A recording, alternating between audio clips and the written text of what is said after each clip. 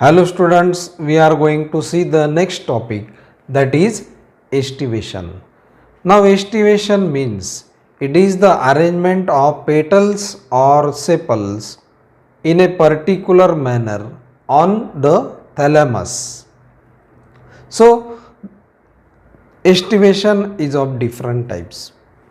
Now the first type of estivation is called as valvet, and here we can see in this diagram the valvet estivation.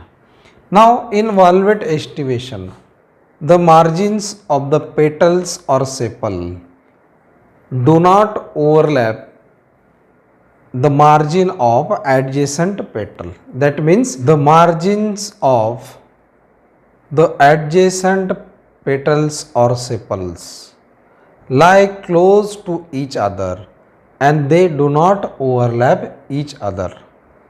So such estivation is called as valvet estivation. An example of it is the calyx of Datura flower, then calyx of Calotropis, or in Marathi it is called as Rui. So these flowers show presence of valvet estivation.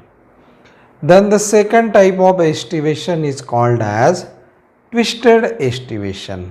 Here in this diagram we can see the twisted estivation in petals or sepals. Now here we can see that one margin is overlapping the margin of adjacent petal or sepal. Then the margin of this petal or sepal overlaps the adjacent margin or overlaps the margin of adjacent petal or sepal. That means each petal or sepal has one inner margin and one outer margin. So such type of estivation is called as twisted estivation, and it is found in the corolla of flowers like China rose, or it is also called as hibiscus. Then twisted estivation is also found in the corolla of cotton flower. Then the third type of estivation is called as vexillary estivation, and vexillary estivation is found in the corolla of sweet pea plant, and its scientific name is Pisum sativum, and it shows presence of a corolla called as papilionaceous corolla. So here in this diagram we can see the vexillary estivation. Now it shows, or the corolla shows, the outer larger petal. Here we can see the outer larger petal, and it is called as vexillum. Then there are two lateral petals called as wings, and then we can see that the two smaller petals come close to each other and they are fused and they will form a boat shaped structure. It is called as keel. So this vexillum overlaps the margin of wings. Then the wings overlap the margins of the keel. So such estivation is called as vexillary estivation, and it is found in the plant that is sweet pea, and such plant that is sweet pea show presence of a corolla called as papilionaceous corolla. Then the last type of estivation is called as imbricate estivation. An example of it is the flower of Bauhinia. Now here we can see the imbricate estivation.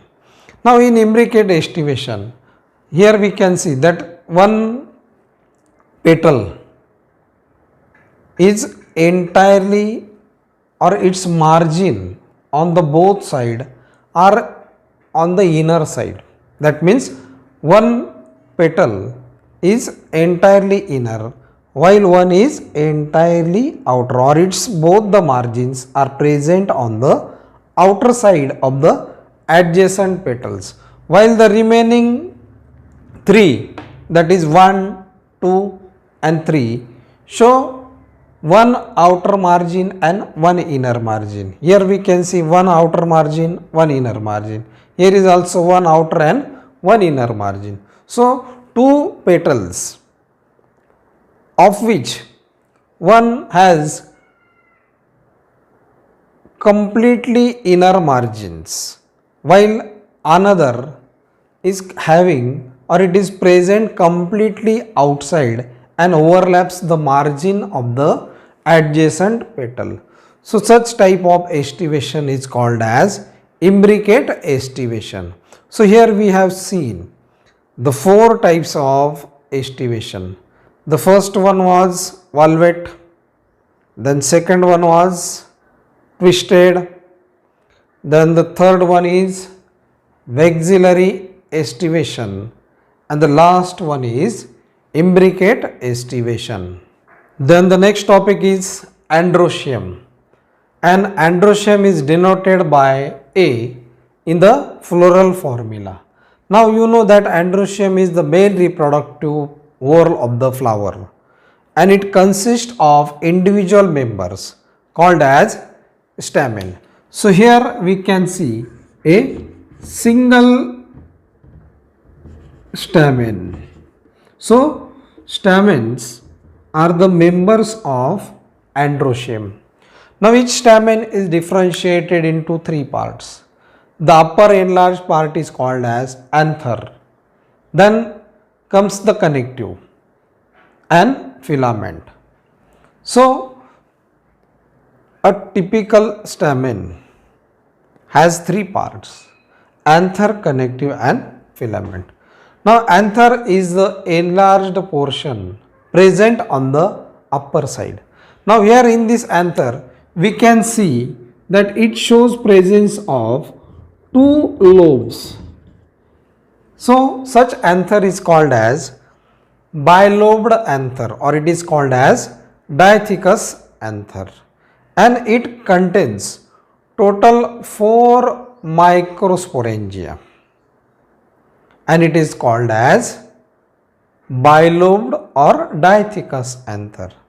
Similarly, some plants or the flowers of some plants like hibiscus show presence of a monothecous anther, or it shows presence of single lobe. Here we can see that only one lobe is present in this anther, and the anther is called as monothecous anther, and it shows total 2 microsporangia.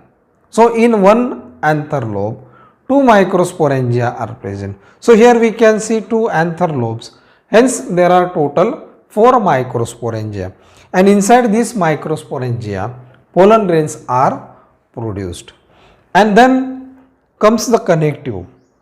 The role of connective is that it connects the 2 anther lobes as well as it connects the anther to the filament, and filament is the stalk of the anther. So inside this anther pollen grains are produced, and which are then dispersed or which are then transferred to the surface of stigma with the help of pollinating agents. The transfer of pollen grains from anther to the stigma of the flower is called as pollination. So pollen grains produced male gametes. So here we have seen the structure of androecium. Similarly, when stamens are free from each other, they are called as polyandrous stamens, while stamens may show cohesion.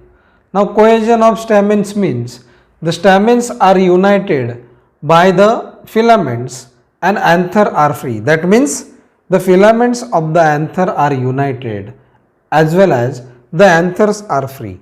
So depending upon the fusion of filaments. Cohesion of stamen is of three types, that is monoadelphy, diadelphy and polyadelphy. Now here we can see monoadelphy or monoadelphous stamens, and monoadelphous stamens are found in plants like hibiscus. Here we can see these are the anthers, and the filament come together to form a single bundle or a single structure. It is called as staminal tube. So when filaments unite to form a single bundle, the condition or the arrangement of stamens is called as monoadelphy, and the stamens are called as monoadelphous stamens. Then diadelphy means the filaments unite to form two separate bundles. Here we can see this one is the larger bundle having filaments united and anthers are free. Then the second one shows presence of only one anther.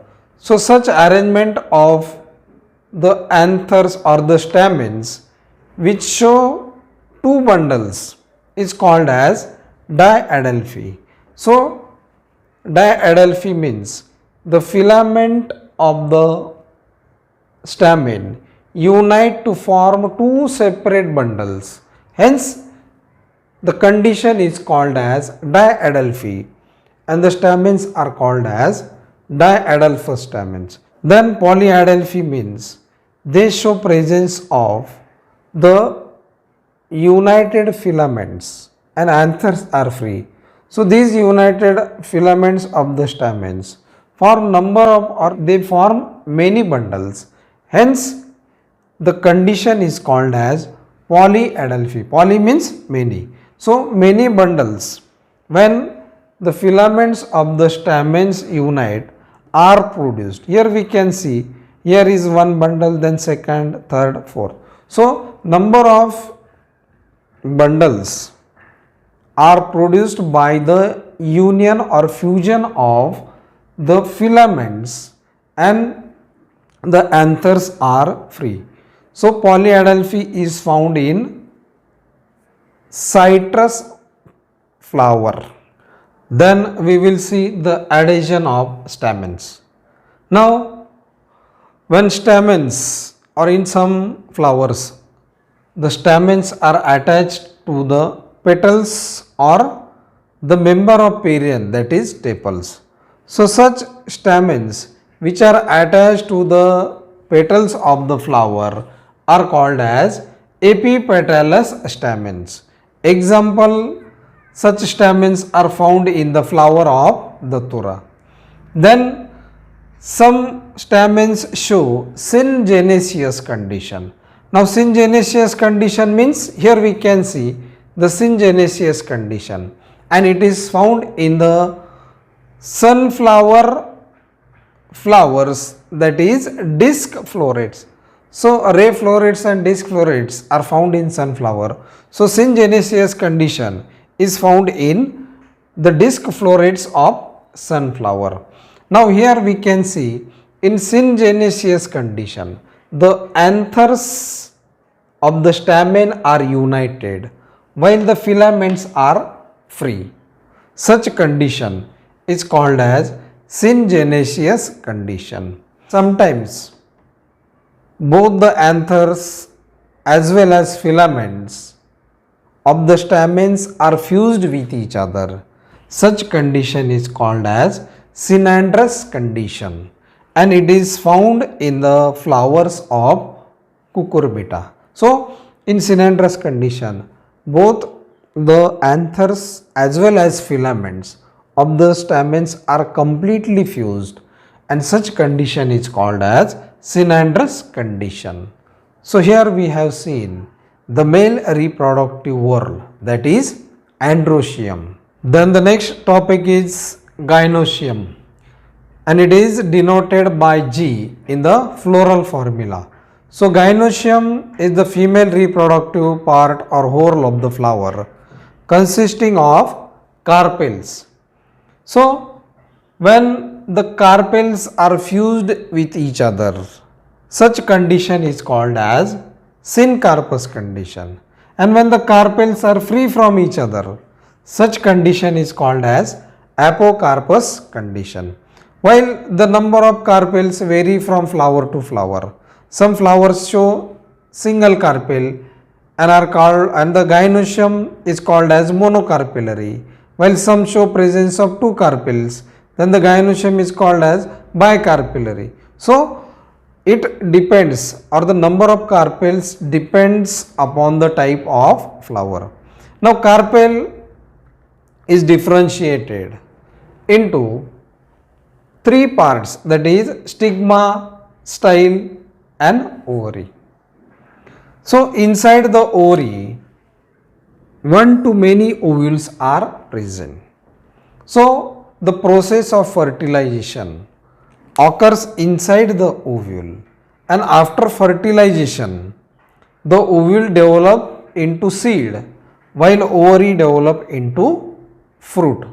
So gynoecium is the female reproductive whorl of the flower consisting of carpel, and carpel is differentiated into stigma, style and ovary. Then the next topic is placentation. Now placentation means it is the arrangement of ovules on the placenta inside the ovary. Then depending upon the arrangement of ovules inside the ovary, placentations are of 5 types. The first type is called as marginal placentation, and it is found in the ovary of pea flower. Now here we can see marginal placentation. Now marginal placentation means the ovules are developed on the fused margin of the unilocular ovary. That means here is the fused margin of unilocular ovary, and from this fused margin ovules are developed, and the ovary is unilocular. Unilocular means it is single chambered. So such type of placentation is called as marginal placentation. Then the second type of placentation is called as axial placentation, and axial placentation is found in the ovary of hibiscus flower, or example of it is the ovary of hibiscus flower. So here we can see axial placentation. Now axial placentation means the ovules arise from this central axis. Here is the central axis, and as the ovules arise from this central axis of a multilocular ovary, the placentation is called as axial placentation. Multilocular ovary means many locules or many chambers are present. Then the next type of placentation is called as parietal placentation. An example of it is the ovary of flower of papaya, then cucumber. So in parietal placentation, the ovules developed on the inner wall of the ovary. Here we can see this is the inner wall of the ovary, and it is unilocular, and on the inner wall the ovules develop. So such type of placentation is called as parietal placentation. Then the next type of placentation is free central placentation. Example of it is the ovary of fig. Then in free central placentation, here we can see that there is a central axis, and this central axis is not attached to the ovary wall. So it is free, and from this axis ovules arise or are developed. Hence such type of placentation is called as free central placentation. Then The next type is basal placentation. And basal placentation, or the example of basal placentation, is the ovary of wheat, or another example is rice flower. So in basal placentation, the ovary is unilocular. That means one locule is present. So the ovary is unilocular, and when the ovule is present at the base of such unilocular ovary, the placentation is called as basal placentation. Here we can see that the ovule is present at the base of this unilocular ovary. Hence the placentation is called as basal placentation. And here we have seen the 5 types of placentations, that is marginal placentation, axial placentation, parietal placentation, then free central placentation and basal placentation.